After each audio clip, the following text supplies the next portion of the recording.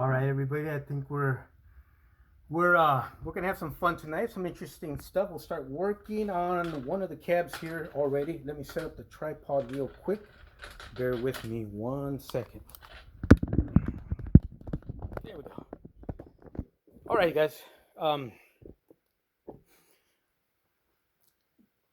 Let's start with this guy here, the AMT Freightliner dump truck kit that we've been working on. Um, let's start off here. What we're gonna do here, we're gonna do a combination of different things, different techniques, just to familiarize you guys who are interested or want to learn along with me. Different little things we could do for different areas of the cab. Let me hit some lights here. For our particular AMT Freightliner dump truck kit, and we're gonna have some extra bright lights here too. So I'll be goofing around with lights and shadows as we talk and move around. But number one, what we got to figure out is the rivet pattern for the round headlight. This type of Freightliner cab, which I think I had written them down. I have the data. I'll have that for you later at the next one. Each cab, in terms of width or height, has its own number assigned to it as far as how Freightliner identified them as the particular type. I think it was N71 and N something, if I don't remember correctly. The Freightliner out of the box is this version. The rivet pattern on this version would be, excuse me 1 second. The rivet pattern on this version right here is going to be totally different than the rivet pattern that we're going to have to use here. So in order for me to achieve the correct rivet pattern, I had to sand off all the rivets. Plus I did some additional sanding on our cab where to me I made it more pleasing to my eye, where I sanded down a lot of the plastic styrene and it made it more flat, and it actually matches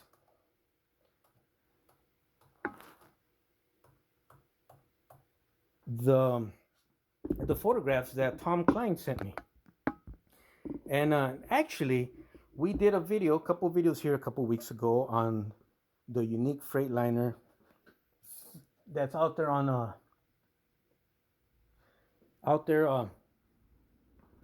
Tom Klein's property, and he was gracious enough to go out there and take a bunch of pictures and send them to us. I do have a part 3 of that unique Freightliner little part series we did. He's got some more photographs that I didn't have time to post or look for when I shot those 2 videos. We'll do a part 3 just as fun. But some of you guys might be interested in that because he sent pictures of the walking beam suspension and a bunch of other unique features to this particular Freightliner here. But these pictures to myself are gold, because these pictures right here, and you guys might start picking out the Freightliner that your hearts are falling in love with, and decide, look at it and see if you can model it or kit bash it or kind of modify it a little bit to match that one. And in my particular case, I'm going to have to make up my own rivet pattern, which is different from the AMT release, because it's totally 2 different types of cabs. It's not a mistake or anything by AMT. AMT is spot on with this one. But in my particular case, we're going to have to use a unique and different rivet pattern for the front. But where I'm going to get the pattern for that is from Tom Klein's photographs that he sent the other day. So that's not a big deal. And I'm assuming it'll have a similar rivet pattern on the roof. But in my particular case, let me repeat this, and I'm going to repeat it many, many times in the beginning probably of each video. Every time you open up an AMT Freightliner kit, I've got 5 examples here, and all 5 are different in terms of the wear pattern or the, let's call it, defect on the roof. We'll use the word defect just for right now, but it's It's more of wear pattern, distortion, that type of thing. And these molds were probably used decade after decade after decade by the thousands. So your molds, your dies, your tooling, all that stuff, even when you work with metal, gets worn out after so much use. And that's why that type of work is very, very, very expensive. I did get to goof around with a styrene injection here when we used to. I helped my buddy who was manufacturing a modern old scale freight trucks with the little spinning roller caps. And so we got hooked up with a company out here in the high desert, and that's where I became familiar with the process. Um, you're going to have to pick up each individual cab and find out. Let me get the powerful lights over here and find out exactly what your particular cab needs in terms of a fix if you want to fix it. If you want to leave it alone and just glue them together, that's exactly 100% correct also. Any way you decide to do it is all right with the rest of us. But if you want to just take it a little next step further, not all the cabs were the same. So some will need more repair or more corrections than others. Some will need, oops, some will need absolutely zero. Absolutely zero. So start with that first. Identify what you may or may not need. It's easy to see because a rivet line pattern, when you put the two halves together, all your rivet lines should be straight all the way across. What we're finding out in the AMT hobby world is when you put your two halves together, it seems like the later releases, the later releases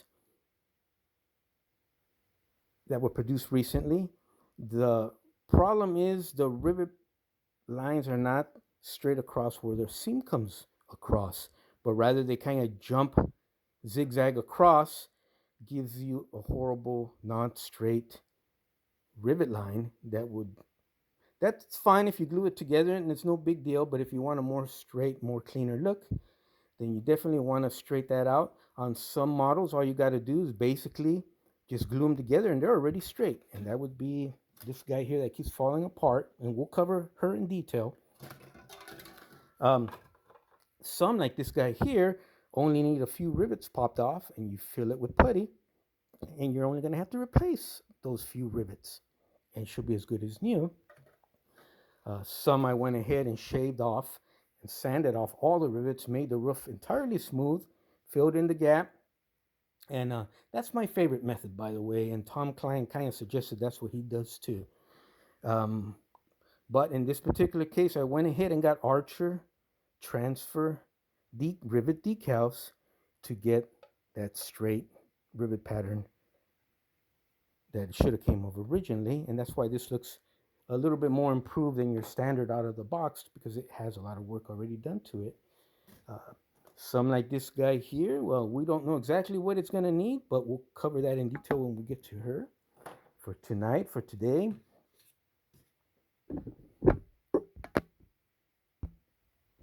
what I'm deciding on this guy here, a lot of lights today, guys, a lot of lights.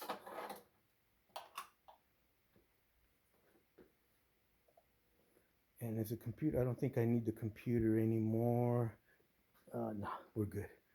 On this guy here, what I'm identifying, or what I have already identified, and this is what you're going to do when you pull your guy out of the box. Put the two halves together by hand. Get it kind of straight where you want it. Put a piece of tape in there if you want. Like that, just to keep it, straight together while you examine it. And you saw in my earlier tape, my rivet pattern, when it got to the seam, was absolutely horrible all the way across. They zigzagged all the way over here and then all the way back this way. So what I had to do in terms of repairing this guy, I identified I have to shave off all those rivets. They're all wrong. Number two, I have to address the seam on this guy, which was very big seam as opposed to the other cabs. So that's going to have to get some attention. I left the center rivet line there. It may or may not stay. I haven't decided yet. And there's actually a step which I've gotten rid of where this side back here sat higher than this part over here. So I sanded it so it kind of all matches. Um, Also identified that I was going to have to get rid of all the rivets in front because the particular version I'm building had a different rivet pattern. That's where Tom Klein's photographs are going to come in handy. And so this is what I came up with. We're going to use Archer decal rivets because the rivets in front here on the version we're copying, the photographs we're using that I just showed you on the screen that Tom Klein provided, are smaller or appear a lot smaller than the ones on the roof and maybe even on the side. Archer dry transfers has that rivet size and rivet pattern. We're going to put that here. I believe we're going to come here, and I believe there's a couple here on the side. The ones on the side here, we're going to make those out of the other products I showed you earlier, either the needles or the pinheads, the already made railroad ticky train group plastic rivets, or we'll make them out of styrene. We'll just cut little slices and we'll glue them on there.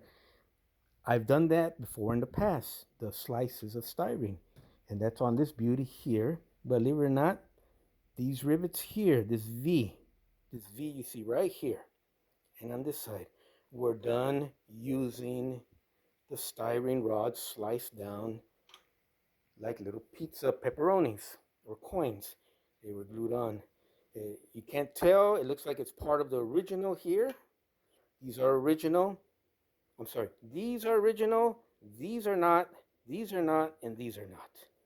So I've already used those processes. You can't even tell. And it looks fantastic. We'll cover that when we start getting into more deeper work in the front of our AMT Freightliner dump truck project, because we're going to use Archer dry transfers. We'll use that styrene little slices, and or we'll use the already made Tiki Train Group already made plastic rivets.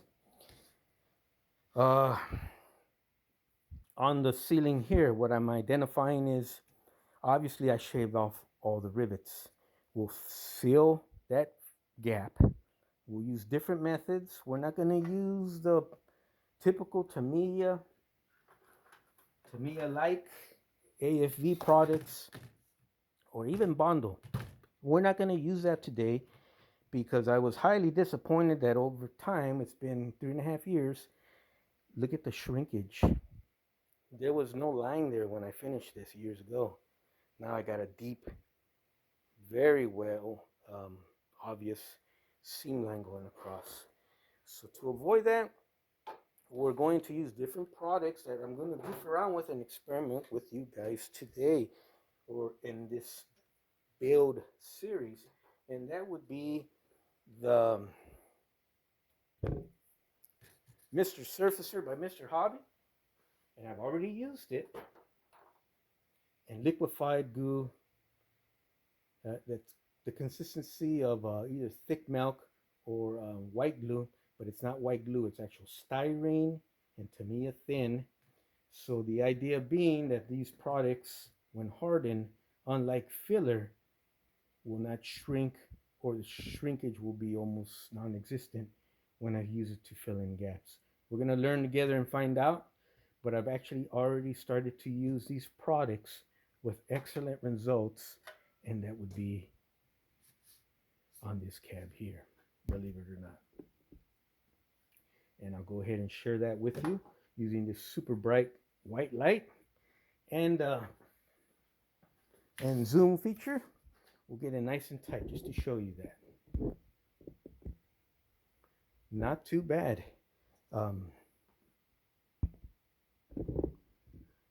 Now I sanded it smooth. The human eye, obviously, over time as it ages, the eyesight gets not as tight focus-wise on zooming in. So what I did is I hit it with Tamiya gray primer to show the imperfections or where it still needed to be sanded. And you can see little tiny imperfections. Keep in mind how much we're zooming in here. There they are. So it worked out excellent. When I correct that even more, all I'm going to have to do is replace 1, 2, 3, 4, 5, 6, just little tiny rivets as opposed to the whole rivet strip to make that look like original, like it should.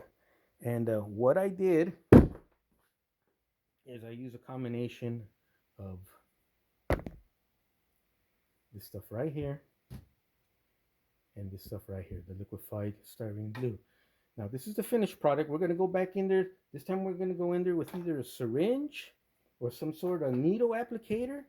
I'm not going to glob the stuff on. I'm not even going to use the applicator that comes on this. I may even use a toothpick or the back of a pen. We're just going to put it in the slight little areas that need a little bit of filling. We'll let it dry. We'll sand it. We'll primer it. We'll film the results here so you guys could see how she looked after we went ahead and touched her up. Now, remember, I'm that cool teacher. We do experiments, crash and burn, and all that fun, good stuff. This is the finished sanded primer version for production TV for you guys. But this is how she looks raw. So you can still see the gap.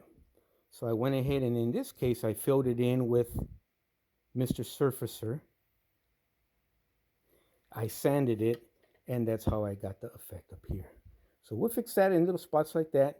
We'll make her look like $1,000,000. This is an example of an AMT cab that I looked at beforehand, where I said, you know what, she's not going to need a lot of work. So this is a perfect example of some that need a lot of work, some that hardly need any. And once again, the early releases of the AMT Freightliner kit almost hardly don't need any fixes at all. We'll do this guy last. So real quick, before we even move further,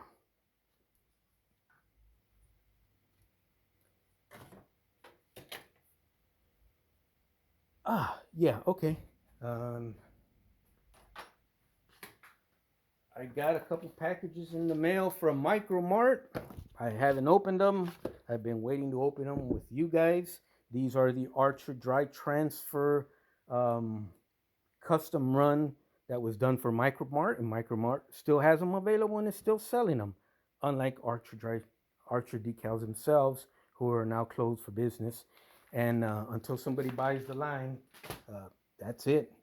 So let's go ahead and open this guy here.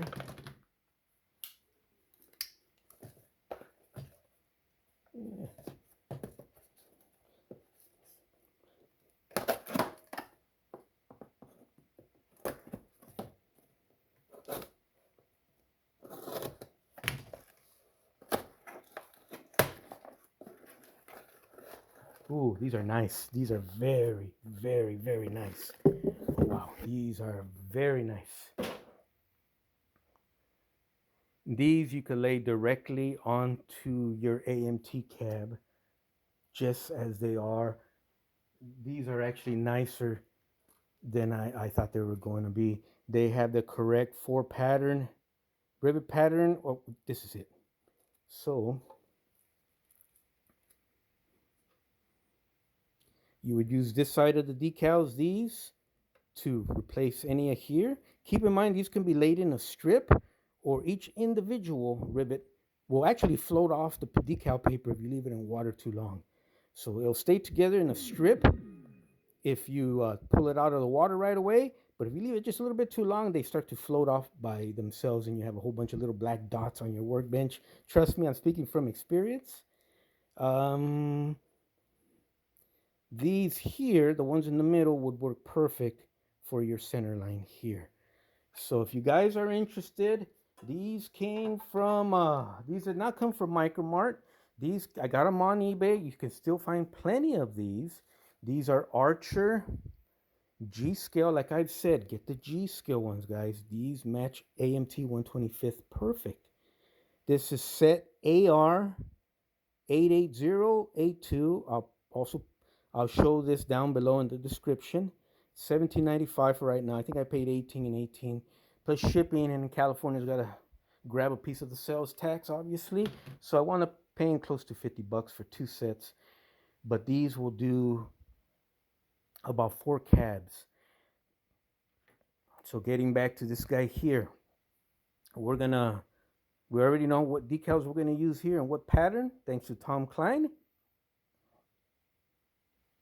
And now we know we can use the Archer decals for this roof. This project can be done super quick in one day once you get all the body filling and the gaps filled out and nice and sanded smooth. I want to try and make it a little bit more complicated, but let's go on to the next package. Now this big package here did come from Micro Mart.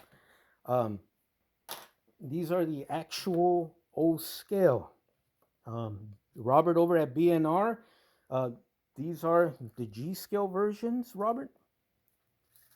This is going to be the O scale version. And we'll compare the sizes, and you guys can kind of get an idea of how or where you want to go with this.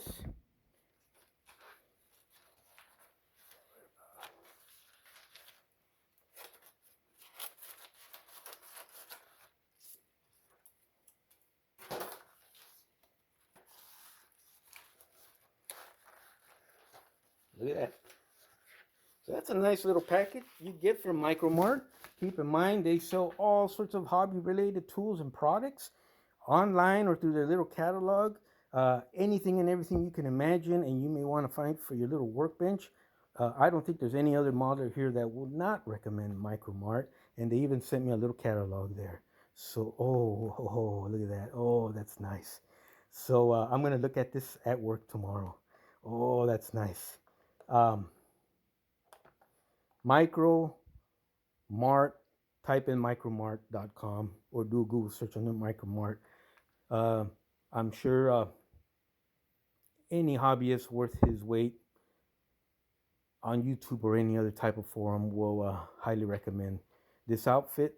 If you're going to go down the modeling path, you new beginners or guys getting back into the hobby, definitely want to at least have the catalog on your workbench, guys. And there you go. They're both the same. I ordered 2 of the same. First of all, the sheet. It's a full-size 8.5 by 11 type sheet. And that is goddamn impressive. Okay? Right off the bat, I'm noticing something good. And that is this is O scale size. This is G scale. But I can tell you right now, there's a lot of rivets where you can cross use them. And there's a lot of little rivets, like for example, the front of our cab here, that can be used for that application. There's even tighter ones. You got your circles and curves. These look like, for right now, I'm going to say, on steps, industrial steps, they'll put that black sandpaper glued down the safety steps so you don't slip. No, that's what that looks like. I may be wrong. These O-scale rivets were patterned off of and are designed for O-scale steam locomotive rivet patterns off of the tenders, steam tenders, but can be used for any other type of application. Look at that. Let me get you guys a zoom. There's enough rivets on one sheet, but with these 2 sheets in my shop and the 2 O-scale ones we just opened together, there's 4 packs we opened together, I've got enough rivets here to last my entire lifetime and then some.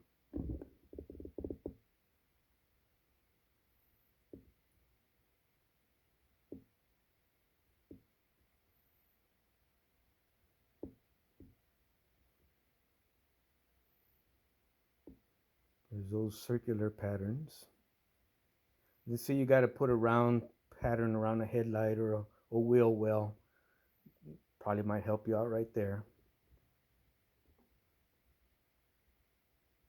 We're going to keep this video nice and short and probably end it here in about a minute or 2. I'm glad I was able to share this stuff with you. I'm glad when we opened the packages together, we were all pleasantly surprised.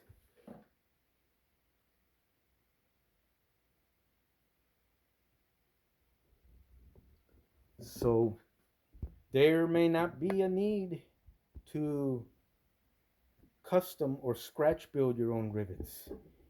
You get a couple of these sheets here, you're going to have rivets, accurate, beautiful, nice, easy to apply, effortlessly rivets to last you a lifetime. So, any questions about the rivets? If you guys want me to do a little, I don't know, even more detailed video on this rivet and the patterns and all that good stuff, they send it in its own cardboard backing, so they're not going to bend, hopefully, during shipment.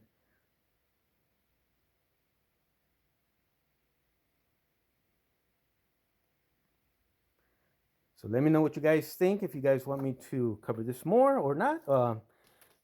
Glad I was able to share that with you. This literally is going to make the rivet application a lot more easier than what I thought. But despite having these here, I'm still going to do my little custom rivet stuff for little areas to show you guys, to eliminate any apprehension we all pretty much have when we dwell into the AMT Freightliner kit. But mainly, seriously, if you do little odd details like that, you give your model character. You bring her to life. She becomes a living object. So I can apply it commercially bought rivets all around, which is fantastic. But I'm also going to add little custom rivets that we're going to scratch build here together to give her some character, make her come alive. I hope this stuff helps you guys. Thank you for joining me. There'll be another part here probably in a day or two. You guys take care.